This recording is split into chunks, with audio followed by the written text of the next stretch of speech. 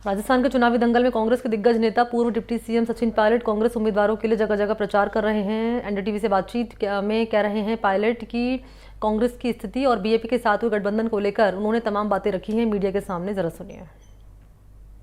राजस्थान में चुनाव जो है गर्मी की तरह जोरों पे है और हमारे साथ सचिन पायलट साहब हैं, पूरे राजस्थान में घूम रहे हैं। पायलट साहब, आपका क्या असेसमेंट है इस बार कांग्रेस को लेकर के? इस बार लोग बदलाव चाहते हैं और जिन राज्यों में मैं गया हूँ, राजस्थान मैंने बहुत दौरे किए हैं, लोग अब इस 10 साल के सरकार से ऊब चुके हैं और जो फीडबैक मुझे मिल रहा है मुझे बड़ा पॉजिटिव लग रहा है और कांग्रेस का परफॉर्मेंस इस बार बहुत बेहतर रहेगा। इस बार बीजेपी 25 की हैट्रिक करने की तैयारी है राजस्थान में। वो तो कोशिश करेंगे, लेकिन 10 साल से जो बार बार पूर्ण बहुमत मिला है, सारी सीटें जीते हैं, लेकिन प्रदेश को कोई ज़्यादा लाभ नहीं मिला है और लोग अब उन पुराने वादों से, जुमलों से, आश्वासनों से थक चुके हैं और एक नई उम्मीद के साथ कांग्रेस का समर्थन कर रहे हैं। सीएम भी भरतपुर से हैं, हम भी अभी भरतपुर में हैं। आपको लगता है कि ये लोकसभा का चुनाव चीफ मिनिस्टर के लिए भी एक रेफरेंडम होगा? भाई ऐसा है, नई सरकार बनी है 3-4 महीने पहले, लेकिन सरकार से जो उम्मीदें थी लोगों को, उसको अपनी छाप नहीं छोड़ पाए हैं। अपनी वर्किंग के माध्यम से प्रदेश की सरकार ने कोई लोगों का मन नहीं जीत लिया है और मुझे लग रहा है कि अब 10 साल की जो रिपोर्ट कार्ड भी है भाजपा सरकार की, उसको भी लोग उसका आकलन कर रहे हैं और सवाल पूछ रहे हैं महंगाई का, बेरोजगारी का, किसानी का। इन पर कोई जवाब है नहीं भाजपा के पास, इसलिए चाहे दिल्ली की सरकार हो, चाहे प्रदेश की सरकार हो, लोग तराजू को तोलना जानते हैं और सही समय पर सही जवाब देंगे। बीजेपी तो कह रही है कि वो प्रधानमंत्री के चेहरे पे चुनाव लड़ रही है, जो प्रत्याशी उतना महत्वपूर्ण नहीं है, प्रधानमंत्री का चेहरा है और मोदी की गारंटी। इस बात से आप समझ सकते हैं कि वो बैकफुट पे हैं, क्योंकि उन्हीं के चेहरे पर लड़ा था कर्नाटक का चुनाव, तेलंगाना का चुनाव, हिमाचल का चुनाव। तो जनता बड़ी समझदार है और बार बार उसी बात को बोलकर बहुत ज़्यादा लोगों को लुभा नहीं सकते। मैं ऐसा मानता हूँ कि हमारा जो मैनिफेस्टो है, हमारा जो किसानों और नौजवानों के लिए जो प्रतिबद्धता है, इंडिया अलायंस का गठबंधन है, वो मजबूती पे और पहले फेज में अच्छी बढ़त के साथ हम लोग आगे आएंगे।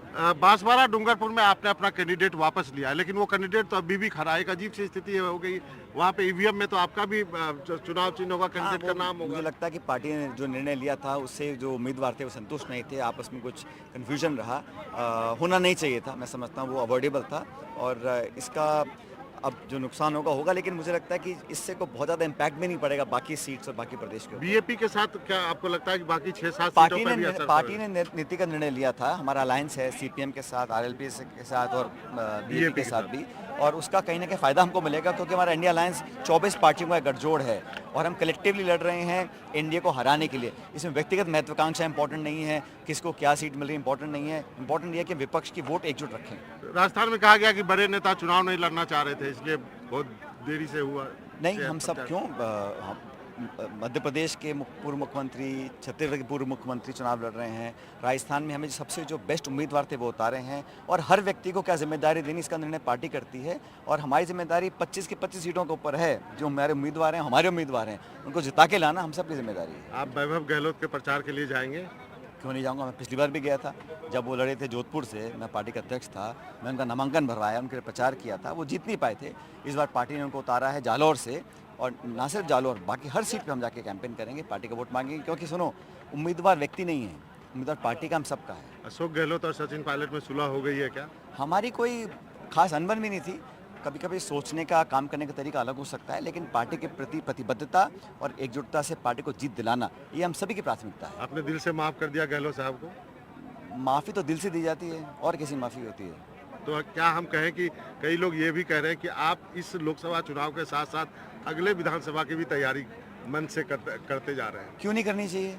जो निकल गया समय, हार जीत हो गई, लेकिन इंसान को हमेशा आगे की तरफ देखना चाहिए, आशावान होना चाहिए। अभी और चुनाव आएंगे, हरियाणा का चुनाव आएगा, बाकी स्टेट्स के चुनाव आएंगे, दिल्ली का चुनाव आएगा।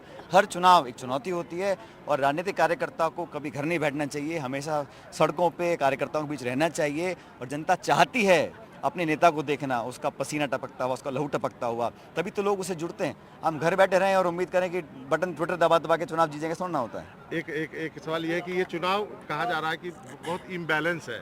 एक तरफ बहुत बड़ी पार्टी है, उनके पास संसाधन है, आप पीछे छूटते जा रही है कांग्रेस। नहीं, ऐसा है, ये परसेप्शन होता है, क्योंकि मीडिया में संसाधन, अब हमारी पार्टी के खातों को बंद कर दो, आपके पास हजारों करोड़ की संपत्ति है और आप सत्ता का दुरुपयोग करो, एजेंसी का दुरुपयोग करो, पैसे का भरमार खुलेआम आप मिसयूज़ करें, संस्थाओं को कमज़ोर करें, मीडिया को कंट्रोल करें, तो वो एक लेवल प्लेइंग फील्ड नहीं है। और निर्वाचन आयोग की जिम्मेदारी है कि एक लेवल प्लेइंग फील्ड सभी पार्टियों को होते हैं। अंतिम निर्णय जनता करेगी, और जो भी जनता का निर्णय आएगा 4 जून को, वो सरमाथे होगा। लेकिन मेहनत में, कोशिश में, हर चीज़ में जनता तक बात पहुंचाने में हम कमी छोड़ने वाले नहीं हैं। और 2004 में भी इतना ही आश्वस्त भाजपा थी वाजपेयी जी को लेकर, जब चुनाव हुए थे उस टाइम भी हमारी सरकार बन गई थी। तो उस प्रकार का अंडरकरंट इस बार मैं देख रहा हूँ, और खासकर उन स्टेट्स में जहाँ द्विपक्षीय मुकाबला है भाजपा और कांग्रेस का। एक लास्ट चांस, आउटसाइड चांस कितना दे रहे हैं कांग्रेस पार्टी को आप इस राजस्थान में कांग्रेस भाजपा से ज़्यादा सीटें जीतेगी। चलिए,